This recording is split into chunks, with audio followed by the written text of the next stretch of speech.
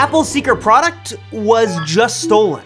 This might sound like the plot of a Hollywood movie, but let me assure you, this is a real breaking story with some action and suspense and even a ransom thrown in there as well. So let's talk about the juicy details. This is what we're learning about these new leaked Apple products. This is some new information that you've got to know. And also, let's talk about some other Apple products that the company is having a really hard time keeping top secret and under wraps. This is what Apple doesn't want you to know. And a big thanks to Shark Vpn for sponsoring this video.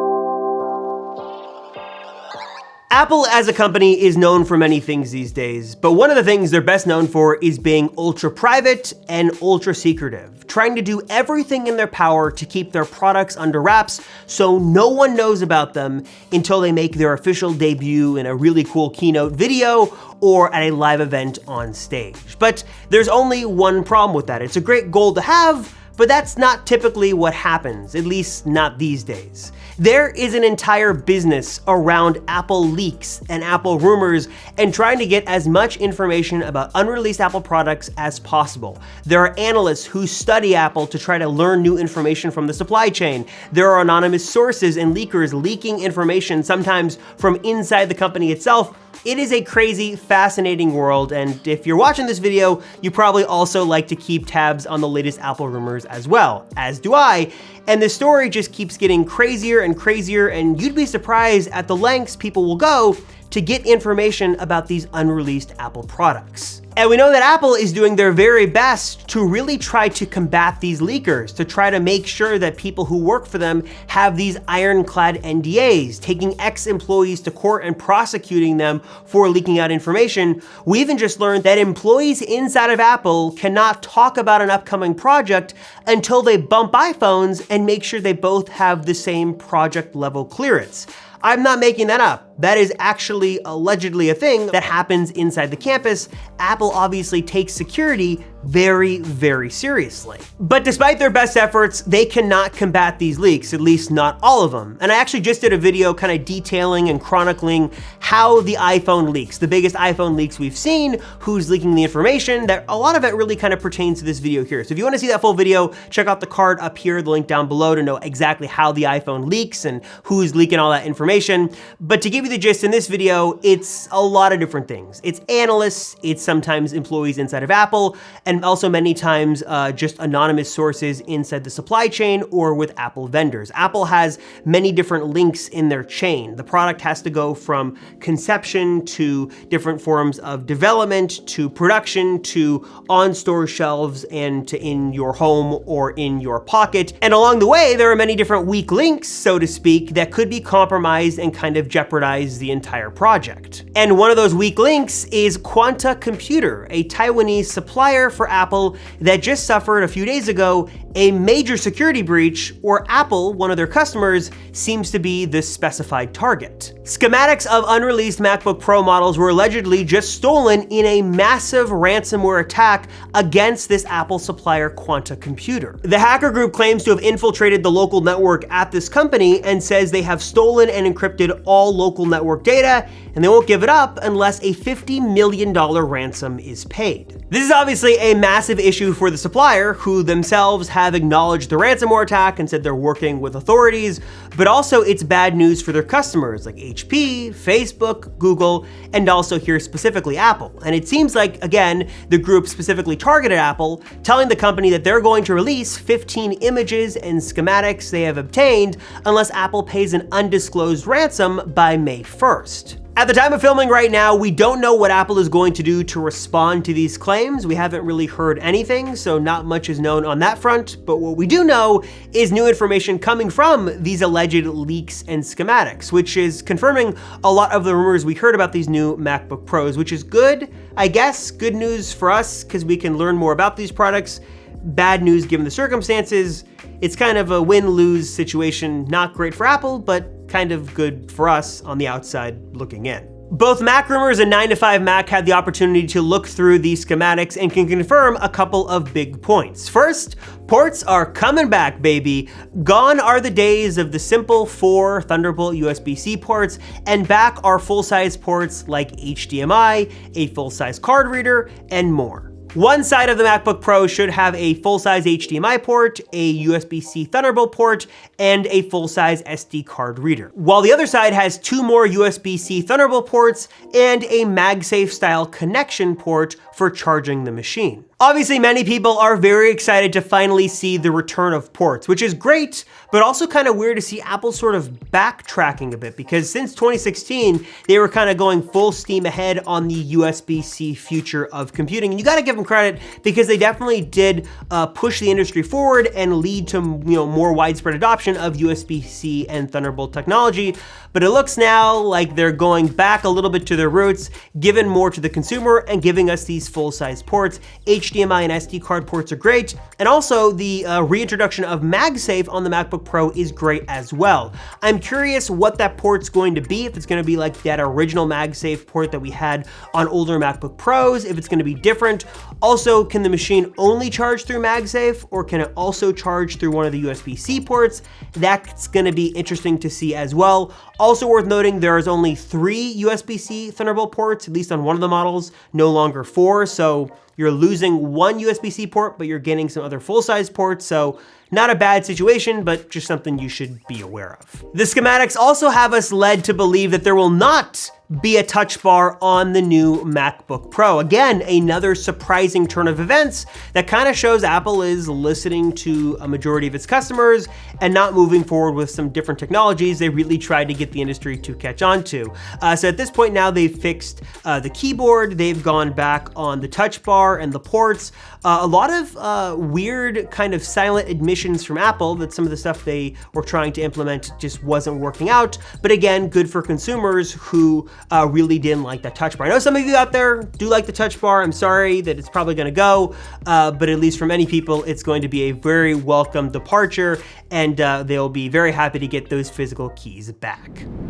So in the theme of safety and security, it is more important now than ever before to keep your internet traffic safe, to keep what you do online safe, secure, anonymous, and away from prying eyes like your ISP and others looking to get your information. And the best way to do that and keep your info online safe is by using this video's sponsor, Surfshark VPN. One of the things I love most about Surfshark is just how easy it is to get your connection secure. With a couple of taps on your phone or a couple of clicks on your computer, your connection is safe, secure, and you're automatically connected to the fastest server. Not only does it work on all my devices, an unlimited number of devices simultaneously, so tablets, phones, computers, even streaming boxes, but it also works everywhere. So whether I'm home, I'm out on a public Wi-Fi hotspot, or even on my cellular data connection, I can turn on Surfshark VPN and I am safe, secure, and anonymous. But you have also got a bunch of other options in the app as well, including the ability to manually connect to servers all around the world. This is especially useful for watching region-locked content that you just don't have access to in your country or territory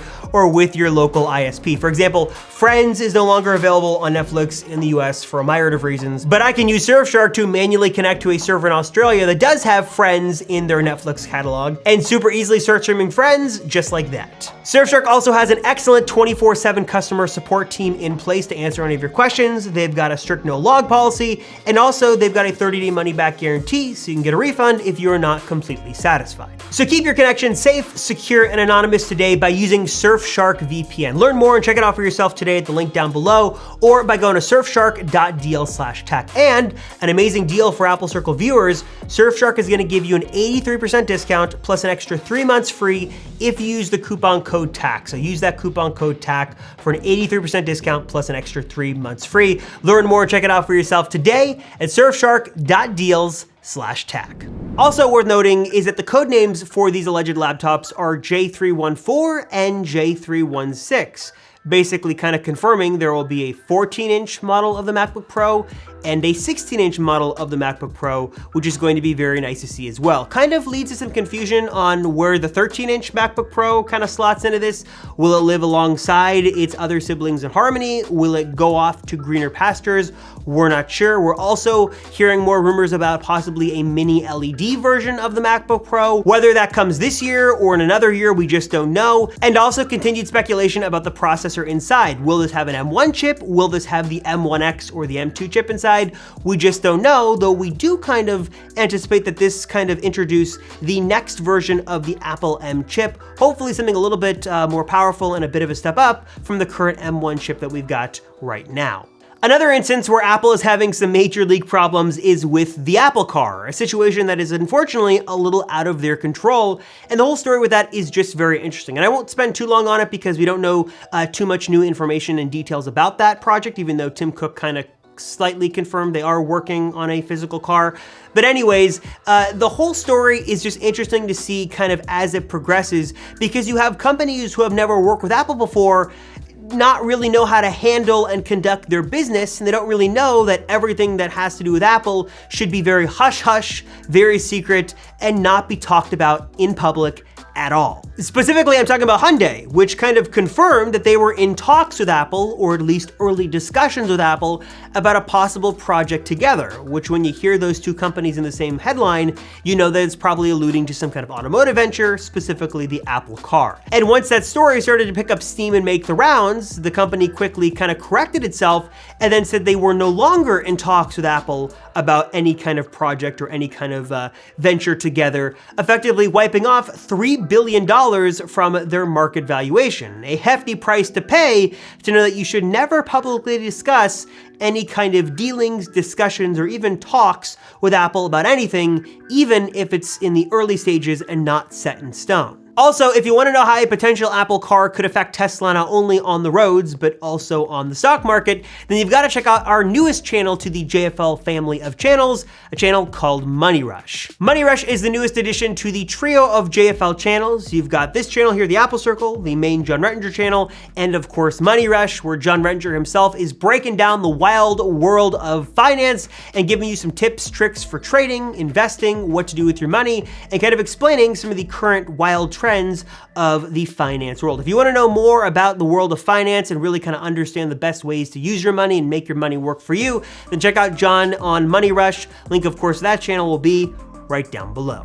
And of course, it wouldn't be a leak video without talking about the good old iPhone 13 lineup, because we learn more and more about that phone each and every day. And again, despite Apple's best efforts, they cannot keep every component of that phone, every part of that phone under wraps. Because they deal with so many third-party companies, we are bound to learn more by just studying the different links in Apple's supply chain. For example, we just learned Samsung, who is a major supplier of iPhone displays, is changing up one of their Apple-focused production lines to add LTPO technology to the displays, which basically kind of offhandedly confirms the existence of ProMotion and possibly even an always-on display coming to the new iPhone 13 lineup because of that news breaking. Again, nothing to do with Apple, but if you're studying the different links in the supply chain and you learn something different, like a change up in the machinery, you are bound to kind of connect the dots and know what that happens to mean for future iPhones and future Apple products. Same thing for other parts of the iPhones that just leak out. We've seen a number of different physical leaks of different components over the years.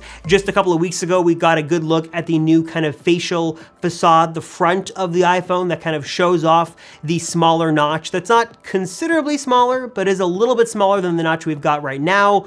But those are all thanks to physical leaks and components. We've got CAD renders, we've got news from analysts and different sources, but also just plain old physical components do leak out, despite Apple trying to do everything they can to make sure it doesn't happen. It still just is bound to happen. At the end of the day, no company is perfect. Apple will never be able to keep everything a total secret, and I guess that's just kind of the fun of covering this company. It's fun to see the latest leaks and the rumors and to talk with you guys about it, because at the end of the day, we all love Apple. We all love Apple products, or at least most of us watching this video love Apple. And we just love to share the excitement and the anticipation of what is coming next. And if you don't like to know about the leaks and the rumors, then probably shouldn't be watching this video, but a little too late for that now, right? Yeah. Anyways, what are your guys' thoughts on the leaks and the rumors? Do you like to kind of keep tabs on what's going on in the rumor universe? Would you rather not know till that announcement takes place? What are your thoughts, and how do you think Apple could do a better job keeping their products secret? And what secret Apple products that the company is working on would you like to see next? A lot of loaded questions in there, but let's just talk about all of them down below in the comments. As always, thank you guys so much for watching the Apple Circle. I'm Robert Rosenfeld. Thank you very much, and I will see ya in the next one.